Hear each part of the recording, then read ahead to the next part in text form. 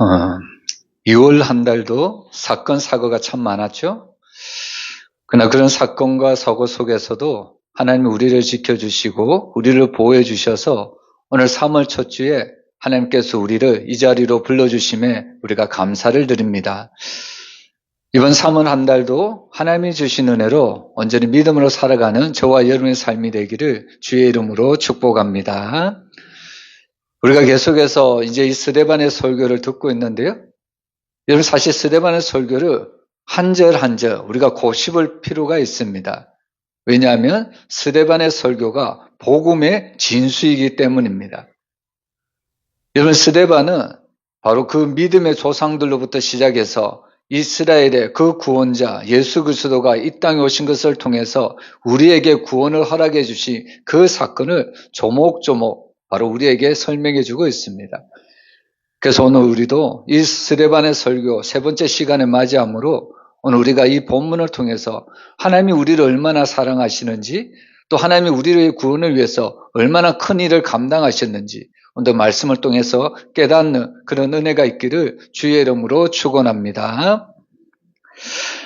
여러분 첫 번째로 오늘 본문을 통해서 알 수 있는 것은 성도들은 바로 영생의 약속을 성취받을 때까지 언약 안에 머물러 있어야 된다는 것을 교훈받을 수 있습니다.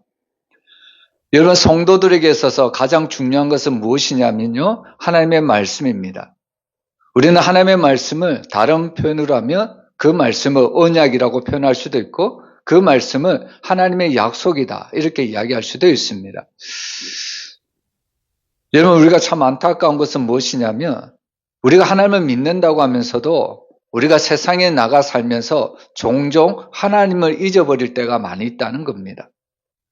특별히 하나님이 우리에게 주신 말씀, 그 언약을 잊어버릴 때가 많이 있다는 거예요.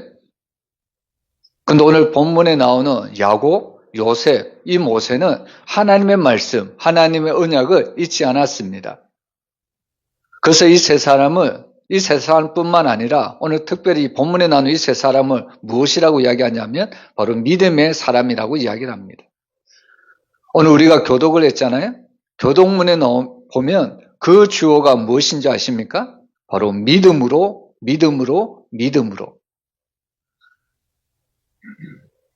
여러분 오늘 우리도 이 본문에 나오는 사람들처럼 오늘 우리도 하나님 앞에 믿음의 사람이 되기를 축복합니다. 여러분 첫 번째로 바로 이 믿음의 사람은 늘 하나님의 언약을 기억한다는 겁니다. 오늘 15절과 16절에 보면 야곱이 애굽으로 내려가 자기와 우리 조상들이 거기서 죽고 세겜으로 옮겨져 아브라함이 세겜 하몰의 자손에게서 은으로 값주고 산 무덤에 장사되었다. 이 말씀을 하십니다. 여러분 우리가 알듯이 요셉이 애굽의 국무총리가 된 후에 야곱의 모든 가족이 애굽으로 내려옵니다. 그런데 애굽 외에 특별히 애굽의 주변에 있는 모든 나라들은 기근과 흉년 때문에 굶어 죽을 수밖에 없었는데 근데 이 야곱의 가족들이 애굽에 내려와서 그들은 평안하게 애굽 땅에서 살 수가 있었다는 이야기입니다. 여러분 어떻게 보면 야곱도 그의 모든 삶이 험악한 세월을 보냈다고 그가 바로 앞에서 고백하잖아요. 근데 그런 그가 애굽에서 내려올 때는 너무나도 평안한 삶을 살 수가 있었다는 이야기입니다. 근데 우리가 한번 생각해 보면 여러분 야곱은 그 가나안 땅에서 그 나그네 세월을 살면서 얼마나 힘들었을까요?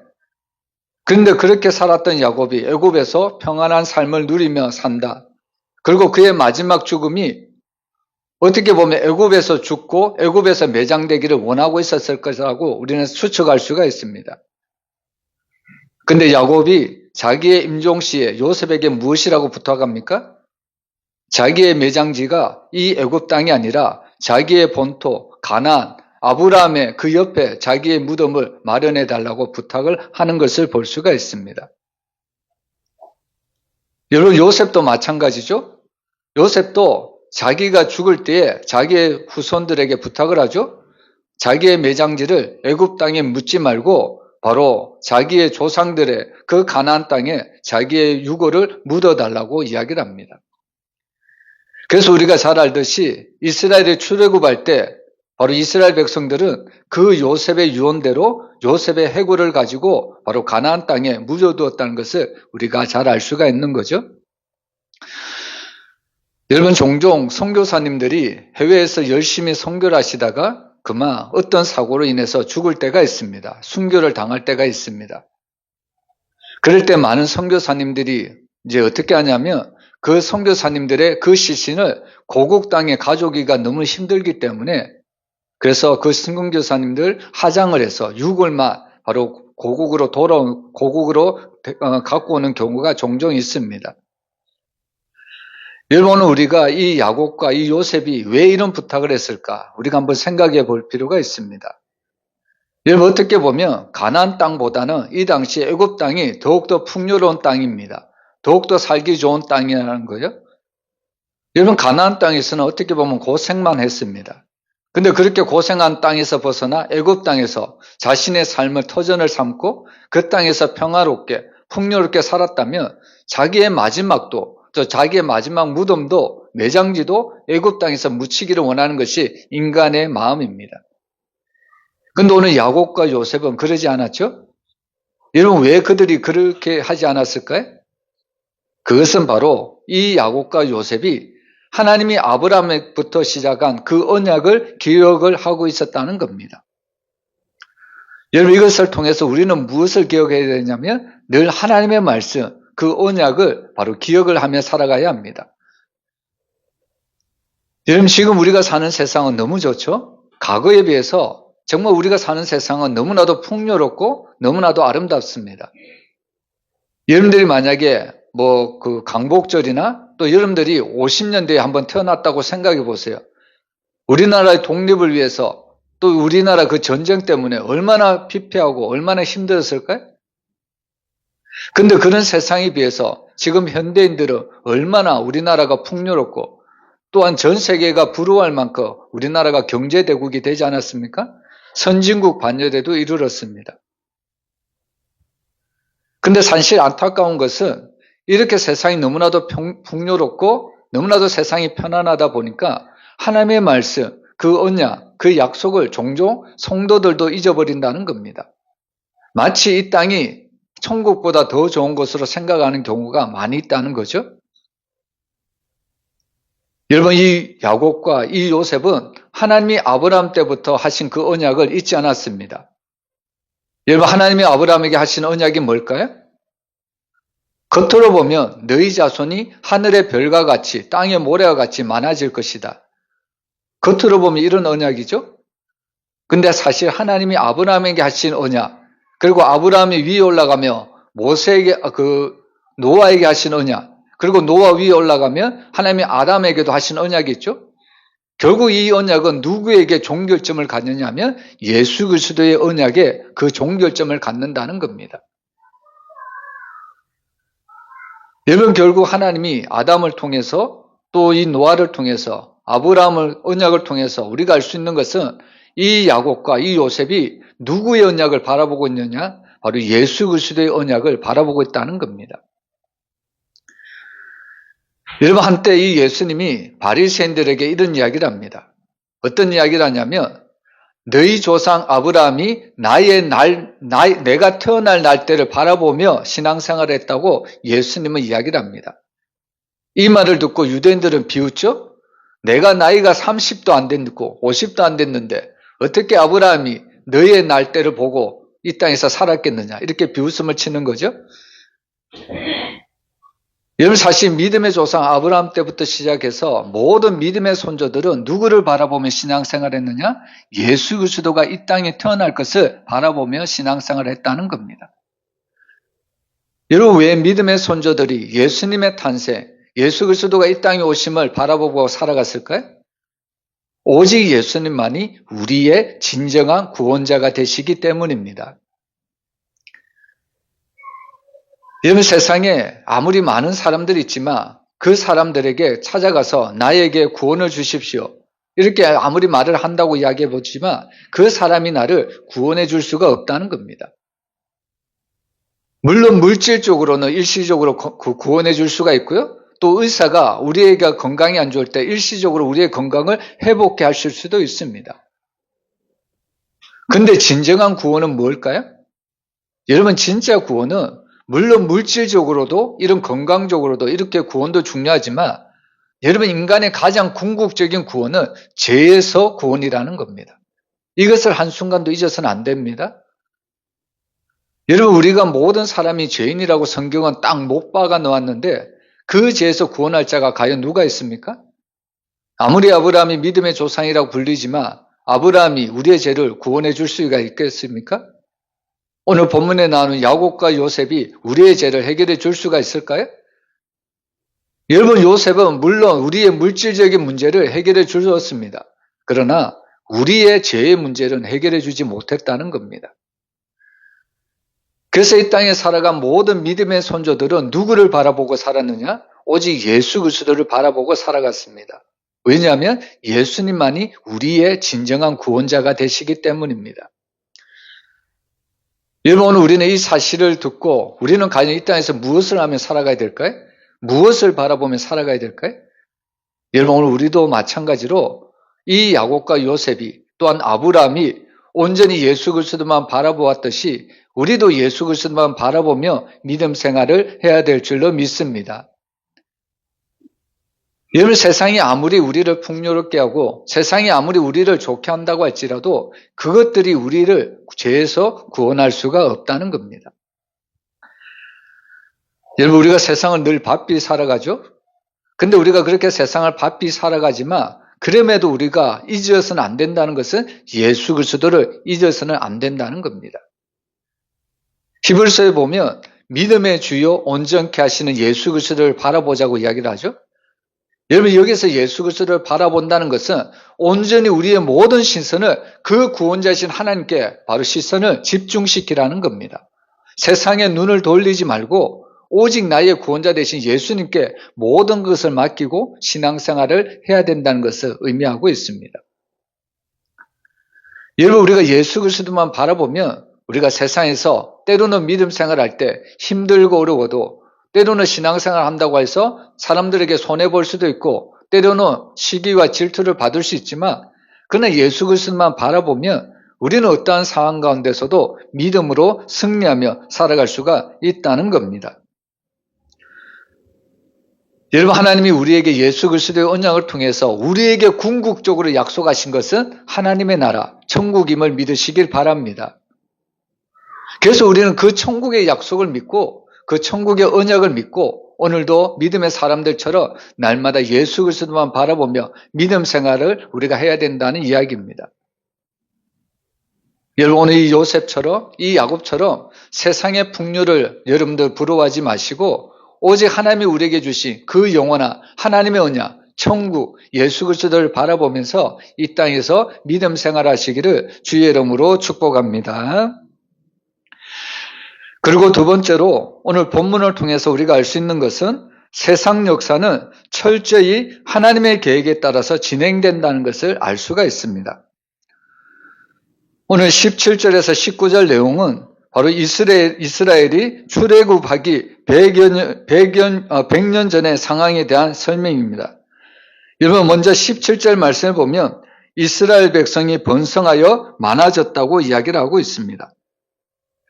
근데 사실 이스라엘 백성이 애굽 땅에 처음 야곱 가족이 애굽으로 넘어갔을 때 여러분, 야곱 가족은 70명만 바로 애굽으로 이주한 것을 볼 수가 있습니다. 여러분, 한 가족이 70명이면 적은 숫자일까요? 아니면 많은 숫자일까요? 한 가정이 70명이다. 적은 숫자입니까? 많은 숫자입니까?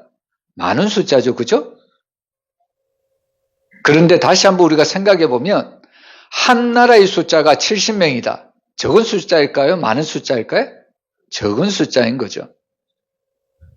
여러분, 사실 야곱의 가족은 우리가 한 가정으로 치부할 수도 있지만 그러나 사실 야곱은 이스라엘 민족을 대표하는 하나님의 나라, 하나님의 민족이라는 것에 의미가 있습니다. 그런데 놀라운 것은 이 이스라엘 민족, 하나님의 나라가 70명으로 이 애굽 땅에 넘어갔다는 거예요. 근데 이들이 출애굽했을 때 그들의 숫자가 얼마나 되었습니까? 성경의 기록을 보면 남자 장정만 60만 명이라고 이야기를 하죠. 여러분, 이것은 적어도 약 200만 명에 도달했을 것이라고 이야기를 할 수가 있습니다. 여러분, 대한민국 국민이 얼마 정도 될까요? 5천만 명 정도 되지 않을까요?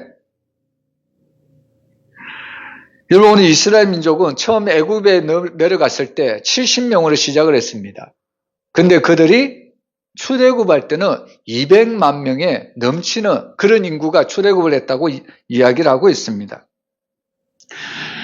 여러분, 이것을 한번 계산해 봤더니 70명에서 200만 명이 넘는 숫자를 무려 28,570배로 인구가 증가한 것이라고 이야기를 합니다. 근데 인구학자가 조사를 해봤는데 이런 유대가 세상에서 일어난 일이 없다고 이야기를 합니다. 아무리 자녀를 많이 낳아도 이렇게 기하급수적으로 바로 인구가 많아진 적이 한 번도 없었다는 거예요. 그럼 어떻게 이스라엘 백성이 이 70명에서 이렇게 정말 200만 명이 넘는 이런 인구로 이렇게 확장할 수 있었을까요? 그것은 바로 모든 역사는 하나님의 계획 안에 하나님의 섭리 안에 있다는 것을 우리에게 가르쳐주는 말씀입니다. 여러분, 오늘 18절 19절에 보면 요셉을 알지 못하는 새 임금이 애굽 왕위에 올랐는데 이스라엘 민족을 매우 핍박하였다, 이렇게 이야기를 하고 있죠. 여러분, 이 애굽의 고대사를 연구한 학자들에 의하면 어떤 이야기를 하냐면 요셉을 알지 못하는 새 임금이 일어났다. 그리고 이 새 임금이 이스라엘 백성을 핍박하였다고 이야기를 하죠. 왜 애굽의 새 임금이 이스라엘 민족을 핍박했는가? 여기에는 두 가지 이유가 있다고 이야기를 합니다. 여러분, 새 임금이 일어나기 전에 애굽에 힉소스 왕조가 있었거든요.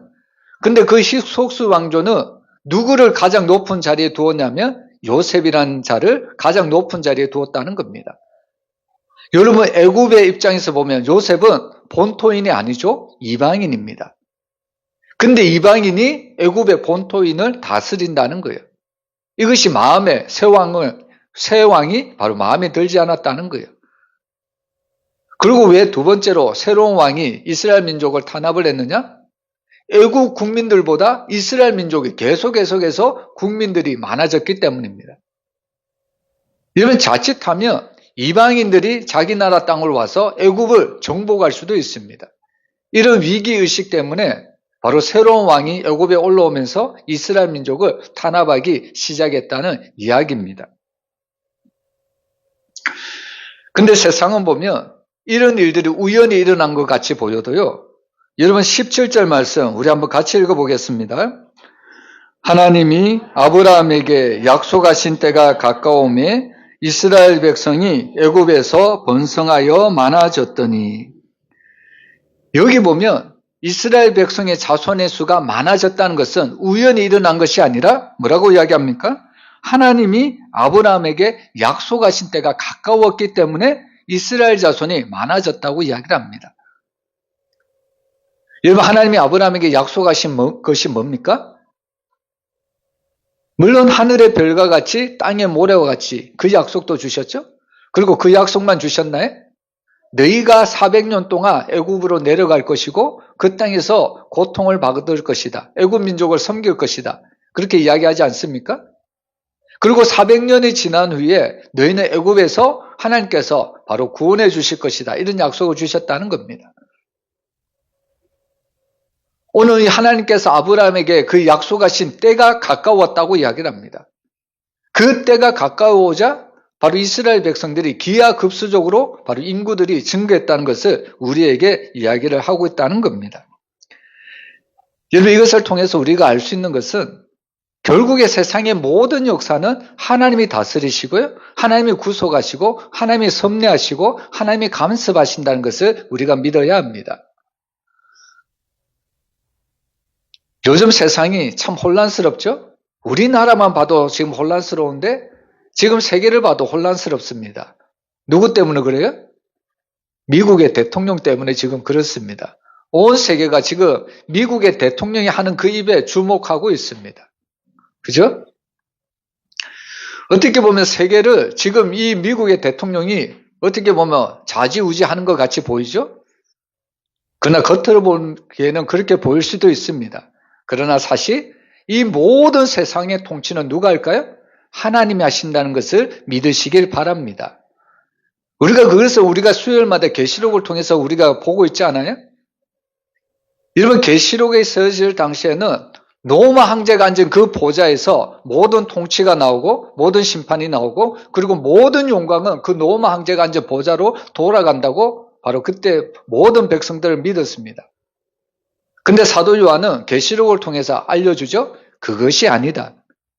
로마 황제가 앉은 보좌에서 세상에 그런 통치, 심판, 영광이 나오는 것이 아니라 천상에 앉으신 그 하나님의 보좌 앞에서 모든 통치와 모든 심판과 모든 영광이 나온다는 것을 사도 요한은 계시록을 통해서 우리에게 알려주고 있습니다. 여러분, 우연히 이스라엘 백성들이 수가 많아졌을까요? 그렇지 않다는 겁니다. 오늘 분명히 우리에게 말씀해 보여주잖아요. 하나님이 아브라함에게 약속하신 때가 가까움에 이스라엘 자손들의 수가 번성했다고 우리에게 이야기를 하고 있습니다. 여러분, 우리는 이것을 통해서 무엇을 알 수 있냐면 모든 것은 하나님의 통제권 안에 있다. 우리가 이것을 믿어야 합니다. 우리가 이것을 하나님의 섭리를, 구속의 섭리를 우리가 믿는다면 우리가 이 땅을 살아가면서 때로는 우리가 이해되지 않는 일도 우리는 모든 것을 믿음으로 수납할 수가 있습니다. 당장은 악인이 잘 되는 것 같고 당장은 악인이 흥황하는 것 같지만 그러나 사실 그 악인도 누가 다스리느냐? 하나님이 다스리신다는 겁니다. 근데 종종 우리는 이런 오해를 하죠. 하나님이 악인들을 너무나도 사랑하셔서 악인들이 하는 모든 일에 형통함을 주시고 악인들이 하는 모든 일들이 그렇게 큰 악임에도 하나님은 그들을 너무나도 사랑하셔서 하나님은 그들이 행한 악을 눈감아 주신다. 우리는 하나님에 대해서 그렇게 오해를 할 때가 있습니다. 여러분, 아니거든요. 여러분, 사실 하나님이 그렇게 악을 행한 자들에게 때로는 심판을 하지만 가만히 내버려 두시는 이유가 있습니다. 왜일까요? 결국 그들은 그 쌓은 악에서 악으로 멸망할 수밖에 없다는 것을 하나님은 우리에게 보여주기 위함입니다. 결국에 그들이 그 쌓은 악으로 하나님 앞에 올라가서 어떤 핑계도 어떤 변명도 하지 못한다는 이야기입니다.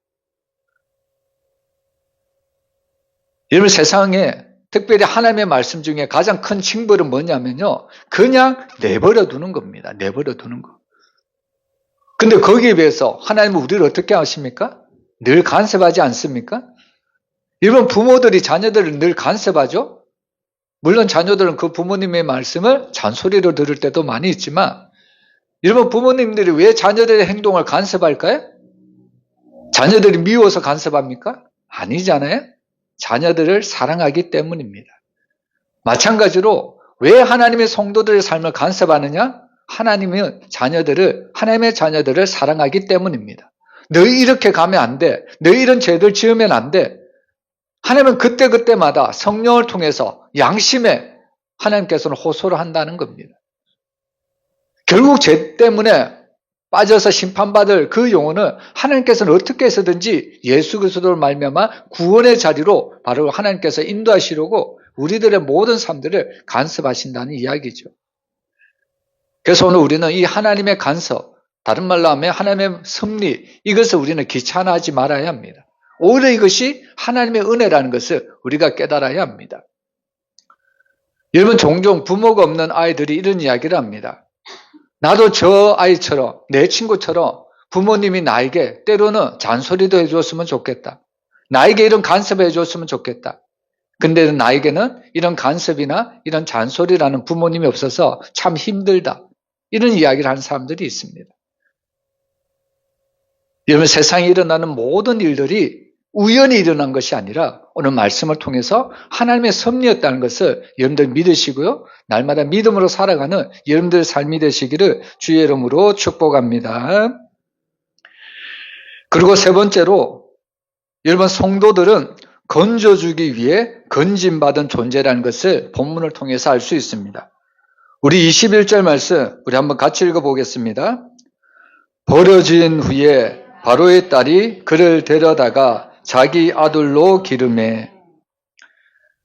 여러분, 이 말씀에 정말로 귀한 영적인 진리가 있습니다. 여러분, 사실 이 모세라는 사람은 버려진 자죠. 여러분 사실 이 모세는 그 바로의 핍박 때문에 어쩔 수 없이 강물에 버림을 당한 자입니다. 근데 이렇게 자신이 버림을 당했지만 누가 모세를 건져주나요? 바로의 딸이, 바로의 공주가 그를 건져준다는 겁니다. 그래서 사실 이 모세라는 그 이름의 뜻은 애굽식 이름인데요. 그 뜻은 바로 물에서 건짐받은 존재라는 의미입니다. 여러분 참 성경이 재밌는 부분이 바로 이런 장면입니다. 바로에 의해서 모세가 죽을 위기에 처했는데 동시에 바로의 딸에 의해서, 바로의 공주에 의해서 모세가 생명을 얻게 된다는 겁니다. 참 아이러니하지 않습니까? 그리고 더 놀라운 것은 물에서 건짐받은 모세는 누구를 구원할까요? 이스라엘을 구원한다는 사실입니다. 이스라엘을 어디서부터 구원할까요? 홍해로 들어가는 그 이스라엘 백성을, 물에 빠져 죽을 수밖에 없는 이스라엘 백성들을 다시 물에서, 자신과 똑같이 물에서 건집내는 그런 구원자의 역할을 감당한다는 이야기죠. 여러분, 우리는 이 모세의 이야기를 통해서 무엇을 알 수 있냐면 성도들도 이 땅에서 하나님이 왜 우리를 부르셨는가? 하나님이 왜 우리를 죄 가운데 건져주셨는가? 바로 세상에 나가서 우리도 건짐을 받았기 때문에 죄로 인해서 죽어가는 영혼들을 건져내기 위해서 하나님이 우리를 불러주셨다는 이야기입니다. 이것이 하나님이 저와 여러분들에게 주신 사명입니다. 여러분, 하나님이 왜 우리를 구원해 주셨을까요?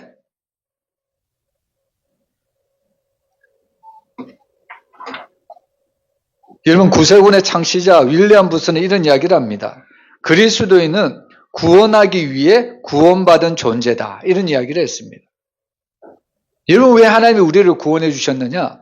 우리도 또한 세상에 나가서 바로 죄에 빠져 죽어가는 영혼들을 구원하기 위해서 하나님이 우리를 먼저 구원해 주셨다는 이야기입니다. 여러분, 우리는 이 말씀을 정말로 귀담아 들을 필요가 있습니다. 여러분, 하나님이 나에게 주신 구원은 값없는 것이 아닙니다. 독생자를 아낌없이 우리에게 보내주신 놀라운 하나님의 사랑이고 은혜의 증표라는 겁니다. 우리의 공로로나 우리의 의로서는 절대로 구원을 받을 수가 없습니다. 모든 것이 하나님의 은혜였다는 겁니다. 전에도 계시록을 통해서 말씀드렸지만 그 하나님의 보좌 앞에 있는 24장로들이 자신의 머리에 금면류관을 쓰고 있다고 이야기를 했죠. 우리는 이 금면류관을 어떻게 이해할 수 있냐면 우리가 이 땅을 살아가면서 믿음으로 살았던 그 하나님께서 우리가 믿음으로 살았던 그 모든 대가로 하나님이 우리에게 금면류관을 주셨다. 우리가 이렇게 생각을 합니다. 그래서 우리는 이렇게 생각하죠. 내가 썼던 이 금면류관은 하나님께서 나에게 주신 상이다. 상급이다. 우리가 이렇게 생각을 합니다. 내 공로로, 내 의로 우리는 구원을 받았다. 이렇게 자랑할 수가 있는 거죠. 근데 그 24장로들이 하나님의 보좌 앞에서 어떤 행동을 하냐면 자신이 썼던 이 보좌, 그 금면류관을 하나님 앞에 드린다는 이야기입니다. 이 의미는 무슨 의미냐면 내가 구원받은 것들이 나의 공로, 나의 의라고 생각했는데 내가 하나님 나라에 가보니까 내가 구원받은 모든 것들이 예수 그리스도의 공로였습니다. 이런 고백을 했다는 겁니다. 그래서 자신이 썼던 모든 금면류관을 다시 하나님 앞에 드리는, 모든 영광을 하나님 앞에 올려드리는 장면을 우리가 볼 수가 있습니다. 여러분, 우리는 하나님 앞에 정말로 예수 그리스도의 은혜로 우리가 구원받은 존재임을 믿으시길 바랍니다. 그렇다면 오늘 우리가 어떤 일을 해야 될까요? 하나님은 우리에게 어떤 사명을 주셨습니까? 여러분, 하나님이 물에서 건짐받은 그 모세를 어떻게 사용하시나요? 다시 이스라엘을 건짐을 내는 그런 구원의 역할로 하나님이 모세를 사용하지 않습니까? 오늘 저와 여러분들도 마찬가지입니다. 이 땅에서 여전히 하나님을 모르고 예수 그리스도를 모르고 죄에 빠져 죽어간 영혼들, 우리가 먼저 물에서 죄에서 건짐을 받은 구원받은 존재라면 우리도 여전히 저 죽어가는 영혼들에게 바로 하나님의 말씀, 주님의 복음을 전해서 저들의 영혼을 살려내야 된다는 이야기입니다. 여러분, 우리 교회가, 우리 성도들이 날마다 이 복음을 전해서 죽어가는 영혼들을 살려내는 저와 여러분이 되시기를 주의 이름으로 축복합니다. 그리고 네 번째로, 여러분, 오늘 성숙한 신앙인은 자신보다 이웃을 먼저 돌아보는 것을 볼 수가 있습니다. 여러분 22절에 보면 모세가 애굽 사람의 모든 지혜를 배워 그의 말과 하는 일들이 능하더라 이 말씀을 하고 있습니다. 사실 모세는 애굽의 당시의 모든 학문을 다 배웠던 어떻게 보면 엘리트 중에 엘리트였습니다. 근데 흔히 우리가 간과하는 것이 뭐냐면 모세가 애굽의 왕궁에서 왕자의 신분으로 애굽의 모든 첨단 문물을 지식을 학식을 배웠기 때문에 이 모세에게 지혜와 지식이 많았다고 생각할 때가 많이 있습니다. 여러분 그렇지 않습니다. 물론 애굽에서 배운 그 모든 지식이 모세에게 앞으로 그 감당해야 될 그 놀라운 일을 감당할 수 있는 바탕이 되기도 했지만 그러나 그 바탕 이전에 먼저 모세가 습득했던 놀라운 일들이 있었다는 겁니다. 여러분 바로의 공주가 모세를 물에서 건져주죠? 그러면 모세가 바로의 공주에서 물에서 건짐을 받았다면 모세는 바로의 공주 그 애굽의 궁궐로 들어가서 애굽의 학문을 배웠을까요? 성경을 보면 그렇지 않습니다. 여러분 모세의 누이 요게벳 그 모세의 누이가 누굽니까? 미디암 있잖아요. 이 미디암의 재치로 바로 미디암이 누구를 데리고 옵니까? 바로의 공주에게 누구를 데리고 오죠? 그의 어머니 요게벳을 데리고 옵니다. 그리고 이 바로의 공주가 이 어머니에게 사실 진짜 유모라고 바로의 공주는 생각했겠지만 진짜 친어머니죠. 이 요게벳에게 이 모세를 맡깁니다. 그래서 이 모세를 데리고 요게벳이 어디로 가냐면 자기 가정으로 돌아갑니다. 이 모세에게 젖을 뗄 때까지 계속해서 이 모세에게 가르치죠. 무엇을 가르칠까요? 하나님의 말씀을 가르쳤다는 겁니다. 이스라엘의 신앙에 너의 정체성을 가르쳤다는 거예요.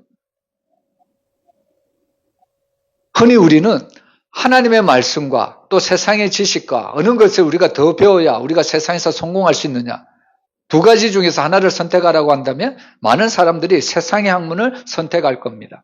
왜냐하면 하나님의 말씀은 당장에 우리에게 덕이 되지 않는다고 생각하기 때문입니다.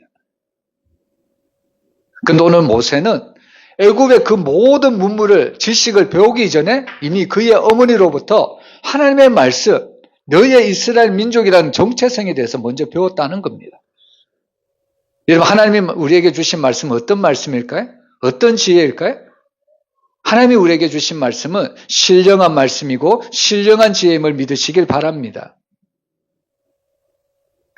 여러분 모세는 이 어머니로부터 먼저 이 하나님의 말씀으로 양육을 받았기 때문에 또 이스라엘 민족이라는 그 정체성을 그가 깨달았기 때문에 그가 애굽의 모든 학문을 받아들인 후에도 그가 변하지 않고 여전히 그가 이스라엘 민족을 위해서 살아갔던 그 위대한 인물이었다는 것을 우리가 알 수가 있는 거죠. 여러분 우리가 이제 23절에 보면요. 나이가 40이 되면 그 형제 이스라엘 자손을 돌볼 생각이 났다. 이런 말씀을 주시죠. 근데 사실 모세는 어릴 때부터 그의 어머니를 통해서 자신의 신분이 자신의 정체성이 어떤 신분인가를 알고 있었습니다. 여기 보면 마치 40살이 되어서 갑자기 그가 이스라엘 민족, 자신의 동족을 돌볼 생각이 났다고 그가 표현하는 것 같지만 그렇지 않습니다. 여러분 40살이 되었어야만 이제서야 이 모세는 그때 하나님의 때가 되어서 바로 이스라엘 백성들을 구원할 그 계기를 이제 시작하게 되었다는 이야기입니다. 여러분 요세푸스라는 고고학자가 있습니다. 이 요세푸스의 이 고고학자의 말에 의하면 이 바로의 공주가 이 바로에게 가서 바로에게는 그때 아들이 없었습니다. 그래서 바로의 공주가 이 바로의 왕에게 요청하기를 자기 아들 양아들 모세를 애굽을 왕자로 이렇게 삼아달라고 이야기를 합니다. 그래서 이 바로는 그 바로 공주의 청을 듣고 그래 내가 이 모세를 장차 애굽의 왕자로 애굽을 다스릴 왕으로 삼겠다. 그러면서 금관을 이 모세 머리에 어린 모세 머리에 세워줍니다. 근데 이 금관을 쓴 이 모세가 어떤 일을 했냐면 이 금관을 내던졌다는 이 요세푸스의 기록에 나와 있습니다. 근데 이 모습을 보고 애굽의 모든 박사들, 술객들, 모사들이 어떤 이야기를 하냐면 장차 이 모세는 애굽의 큰 재앙이 될 것이다. 애굽의 큰 어려움을 가져다 줄 인물이다. 그래서 이 모세를 내쳐야 된다고 이야기를 했습니다.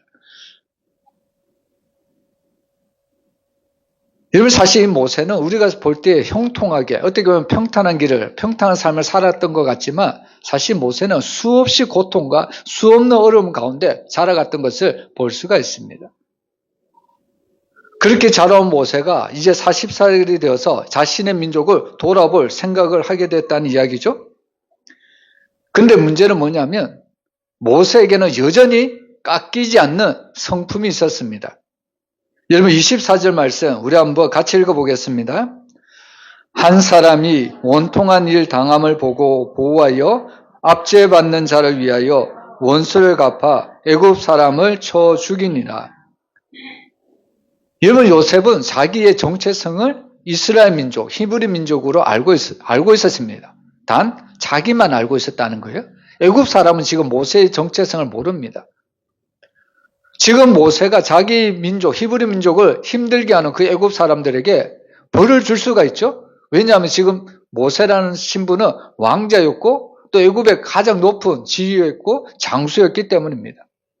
그래서 사실 모세의 말 한마디면 애굽 사람도 꼼짝 못하는 거예요.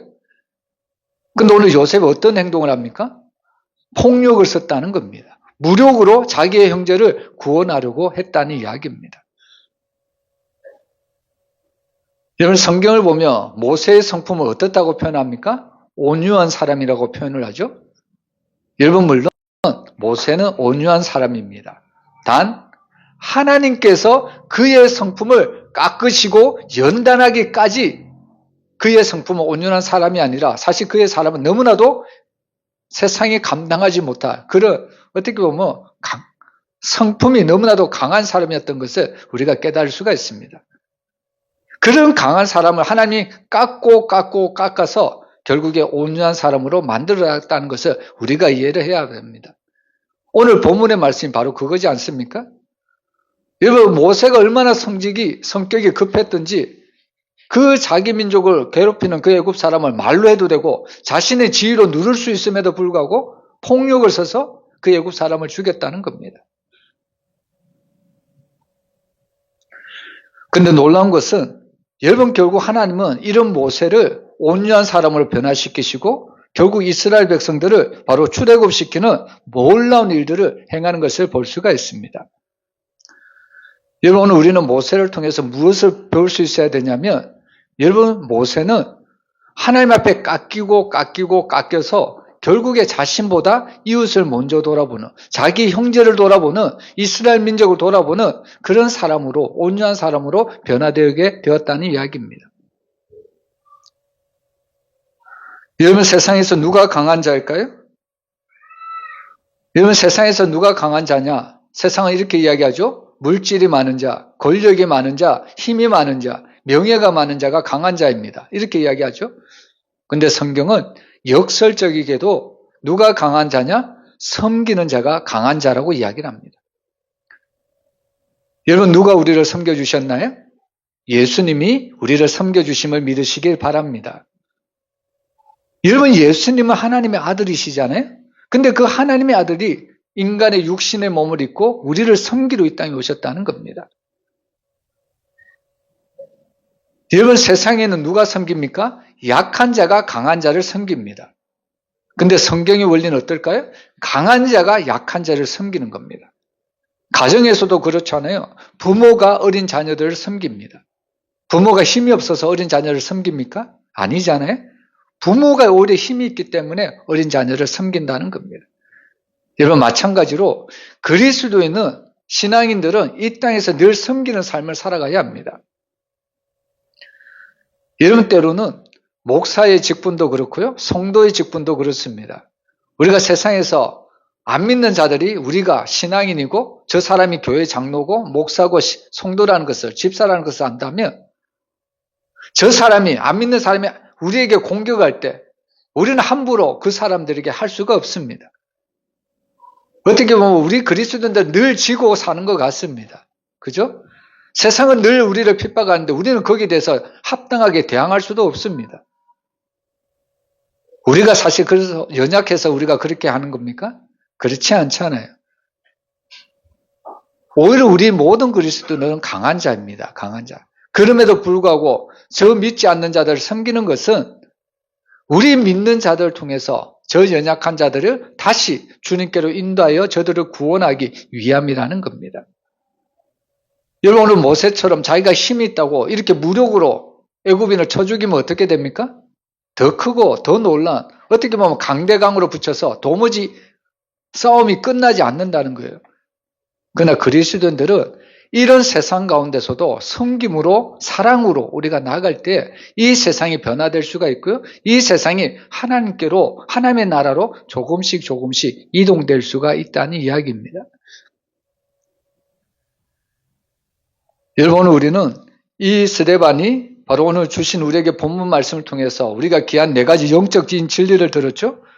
특별히 첫 번째로 성도들은 늘 하나님의 언약의 약속의 말씀을 기억하고 우리가 신앙생활을 해야 됩니다. 그리고 두 번째로 세상의 역사는 우연히 흘러가는 것이 아니라 모든 것이 하나님의 섭리 안에 있다는 것을 믿어야 되고요.